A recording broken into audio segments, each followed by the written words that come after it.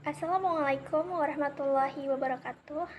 Perkenalkan, saya Inka Destianti dari Prodi Akuntansi dengan NPM 251510129. Di sini saya akan menjawab beberapa pertanyaan yang telah diberikan oleh dosen saya yang terdiri dari 6 bagian, dan di setiap bagian terdapat beberapa pertanyaan. Untuk bagian pertama atau bagian A, yaitu pemahaman konsep, terdapat 4 pertanyaan. Untuk pertanyaan pertama yaitu, apa tujuan penyusunan raca saldo? Penyusunan raca saldo bertujuan untuk memastikan bahwa pencatatan transaksi keuangan dalam buku besar telah dilakukan secara sistematis dan seimbang antara debit dan kredit. Misalnya, setelah mencatat seluruh transaksi ke jurnal lalu diposting ke buku besar, harus dipastikan apakah saldo di debit dan kredit sudah balance atau belum. Karena kalau tidak balance, berarti ada kesalahan dalam pencatatan. Selain itu, neraca saldo juga berfungsi sebagai dasar dalam penyusunan laporan keuangan serta sebagai alat untuk mendeteksi kesalahan pencatatan saat dilakukan proses penyesuaian. Untuk pertanyaan kedua, mengapa neraca saldo masih memerlukan jurnal penyesuaian? Neraca saldo masih memerlukan jurnal penyesuaian karena belum mencerminkan kondisi keuangan yang sebenarnya pada akhir periode. Hal ini disebabkan oleh adanya transaksi yang belum dicatat ataupun belum diperhitungkan secara tepat, seperti beban yang masih harus dibayar, pendapatan yang harus diterima, serta penyusutan aset. Oleh karena itu, jurnal penyesuaian diperlukan agar laporan keuangan sesuai dengan prinsip akuntansi berbasis akrual. Pertanyaan ketiga, sebutkan minimal 4 akun yang biasanya memerlukan jurnal penyesuaian pada perusahaan dagang.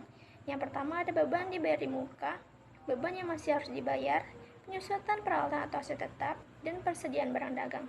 Pertanyaan keempat yaitu, apa yang dimaksud dengan prinsip accrual basis dalam kaitannya dengan jurnal penyesuaian? Prinsip accrual basis adalah dasar pencatatan akuntansi yang mengakui pendapatan ketika diperoleh dan beban ketika terjadi, tanpa memperhatikan kapan kas diterima ataupun dibayarkan. Artinya, suatu transaksi diakui berdasarkan substansi ekonominya, bukan berdasarkan aliran kas. Pendapatan diakui ketika entitas telah menyerahkan barang atau jasa dan bukan memiliki hak atas imbalan, serta beban ketika diakui ketika manfaat ekonomi telah dikonsumsi. Kaitannya dengan jurnal penyesuaian terletak pada fungsi teknisnya. Selama periode berjalan, pencatatan cenderung berbasis kas karena alasan kepraktisan. Jurnal penyesuaian hadir di akhir periode untuk mengoreksi hal tersebut. Melalui jurnal penyesuaian, entitas mencatat pendapatan akrual, beban akrual, serta mengalokasikan beban dibayar di muka dan pendapatan diterima di muka, sehingga laporan keuangannya dihasilkan sesuai dengan prinsip accrual basis. Berikutnya ada bagian B, identifikasi, yang tentukan apakah akun-akun record memerlukan penyesuaian di akhir periode. Yang pertama ada semula dibayar di muka. Iya, ini memerlukan penyesuaian karena pada saat pembayaran transaksi tersebut diklasifikasikan sebagai aset karena perusahaan belum menikmati manfaat ekonominya. Di akhir periode, kita harus menghitung berapa bulan yang sudah terpakai, lalu diubah menjadi beban sewa sesuai dengan prinsip nantinya, sehingga mencerminkan konsumsi manfaat selama periode berjalan. Yang kedua, yaitu persediaan barang dagang. Ini juga memerlukan penyesuaian. Alasannya karena saldo yang tercantum dalam buku besar merupakan saldo persediaan awal periode. Sementara kita perlu tahu persediaan akhirnya untuk menghitung harga pokok penjualan. Caranya adalah menyamakan saldo buku dengan hasil hitung fisik di gudang. Yang ketiga yaitu peralatan toko. Ini juga memerlukan penyesuaian. Alasannya itu meskipun akun peralatan toko dicatat sebesar harga perolehan dan nilainya tidak berubah, tetapi manfaat ekonomis peralatan tersebut sudah digunakan selama periode berjalan. Karena itu perlu dilakukan alokasi biaya perolehan melalui pengakuan beban penyusutan dan akumulasi penyusutan. Tujuannya yaitu agar beban yang muncul di laporan laba rugi sesuai dengan pemakaian aset selama periode itu. Lalu yang keempat ada beban gaji yang masih harus dibayar. Ini juga memerlukan penyesuaian. Alasannya karena beban gaji masih harus dibayar wajib disesuaikan karena termasuk dalam kategori beban akrual. Misalnya karyawan sudah bekerja dari tanggal 31 Desember, tapi gajiannya baru tanggal 5 Januari. Nah, gaji dari tanggal 26 Desember sampai 30 Desember itu dihitung sebagai beban Desember, jadi harus dicatat walaupun belum dibayar, agar laporan keuangannya yang menyajikan kewajiban tersebut tersaji secara lengkap. Kemudian lanjut ke bagian C, latihan penyusunan ayat jurnal penyesuaian. Di sini kita diminta untuk membuat jurnal penyesuaian pada transaksi-transaksi berikut. Nah, yang pertama untuk kasus persediaan, di buku tertulis sebesar 12 juta rupiah, tapi pas dihitung fisik ternyata tinggal 9 juta rupiah. Ini artinya ada barang sebesar 3 juta rupiah yang terjual atau hilang. Jadi kita akui sebagai beban pokok penjualan dan mengurangi persediaannya. Nah, maka di jurnalnya tertulis beban pokok penjualan di debit sebesar 3 juta rupiah dan persediaan barang dagang di kredit sebesar 3 juta rupiah. Kemudian untuk akun sewa dibayar di muka dibayar 6 juta rupiah untuk 6 bulan. Berarti sebelumnya itu sebesar 1 juta rupiah. Kalau sudah terpakai 3 bulan, maka jadi beban 3 juta rupiah. Jadi kita cetak beban sewa di debit sebesar 3 juta rupiah dan mengurangi sewa dibayar di muka di kredit sebesar 3 juta rupiah. Kemudian untuk peralatan toko, penyusutannya setahun sebesar 2 juta rupiah. Ini udah dikasih tahu, jadi tinggal kita catat aja.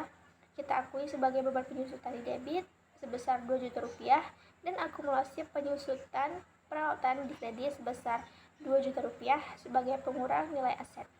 Kemudian untuk gaji yang masih harus dibayar itu sebesar 1.500.000 rupiah. Karena itu udah jadi hak karyawan, maka dapat kita akui sebagai beban. Jadi beban gaji di debit sebesar 1.500.000 rupiah dan utang gaji di kredit sebesar 1.500.000 rupiah. Lanjut pada bagian D, dampak terhadap laporan keuangan. Pertanyaan pertama, apa dampak jika persediaan akhir tidak dicatat? Jika persediaan akhir tidak dicatat dan ternyata fisiknya lebih kecil dari catatan, maka harga pokok penjualannya menjadi terlalu kecil atau kekecilan. Akibatnya, laba yang dilaporkan jadi kelihatan lebih besar daripada aslinya. Dan neraca juga hasil persediaannya jadi terlalu tinggi. Intinya, laporan menjadi tidak mencerminkan kondisi yang sebenarnya. Pertanyaan kedua, jika beban yang masih harus dibayar tidak dicatat. Jika beban yang masih harus dibayar tidak dicatat, maka total beban di laporan laba rugi jadi lebih kecil dari yang seharusnya.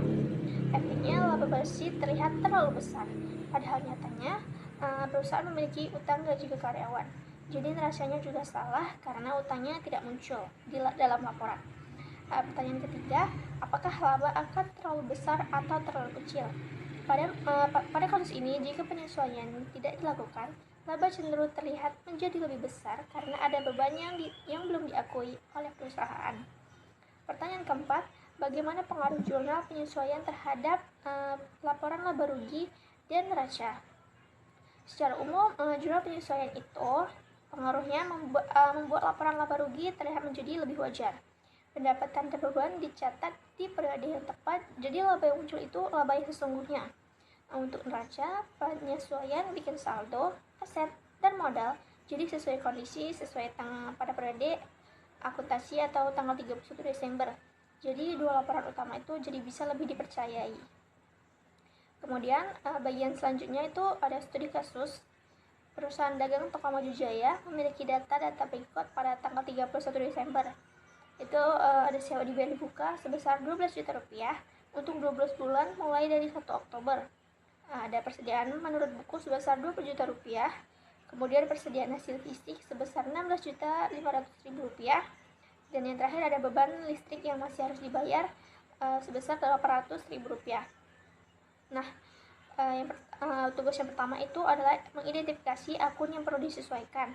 Dari akun-akun sebelumnya, data-data sebelumnya kita dapat melihat bahwa terdapat akun-akun yang perlu disesuaikan, itu ada akun sewa dibayar di muka, persediaan barang dagang, dan beban listrik yang masih harus dibayar. Kemudian pertanyaan kedua, buat ayat jurnal penyesuaian pada periode 31 Desember.